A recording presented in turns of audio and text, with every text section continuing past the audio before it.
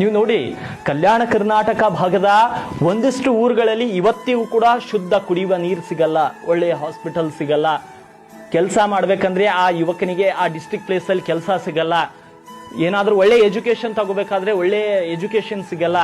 ಆತ ಕೆಲಸಕ್ಕಾಗಿ ಹೈದರಾಬಾದ್, ಮುಂಬೈ, ಪುಣೆಗೆ ವಲಸೆ ಹೋಗ್ತಾನೆ. ಹಾಸ್ಪಿಟಲ್ಗಾಗಿ ನೆರೆಯ ತೆಲಂಗಾಣದ ಹೈದರಾಬಾದ್ಗೆ ಹೋಗ್ತಾ ಇದ್ದಾನೆ, ಸೋಲಾಪುರ್ಗೆ ಹೋಗ್ತಾ ಇದ್ದಾನೆ. ಆದ್ರೆ ಯಾಕೆ ನಮ್ಮ ಕಲ್ಯಾಣ ಕರ್ನಾಟಕ ಭಾಗದಲ್ಲಿ ಯಾಕೆ ಬದಲಾವಣೆ ಆಗ್ತಾ ಇಲ್ಲ? ಇದ್ರ ಹೆಸರು ಹೇಳಿ ಬಂದಂತ ರಾಜಕಾರಣಿಗಳ ಬದುಕು ಮಾತ್ರ ಸಂಪೂರ್ಣವಾಗಿ ಬದಲಾಗಿ ಹೋಗ್ತಾ ಇದೆ. ಫಸ್ಟ್ ಎಲೆಕ್ಷನ್ಗೆ ಬಂದಾಗ ಒಂದು ಇನೋವಾ ಕಾರಲ್ಲಿ ಬಂದಂತಹ MLA ಮತ್ತೆ ಎರಡನೇ ಎಲೆಕ್ಷನ್ಗೆ ಬಂದಾಗ 10 ಇನೋವಾ ಕಾರ್ಗಳನ್ನ ಮೇಂಟೈನ್ ಮಾಡ್ತಿದ್ದಾನೆ.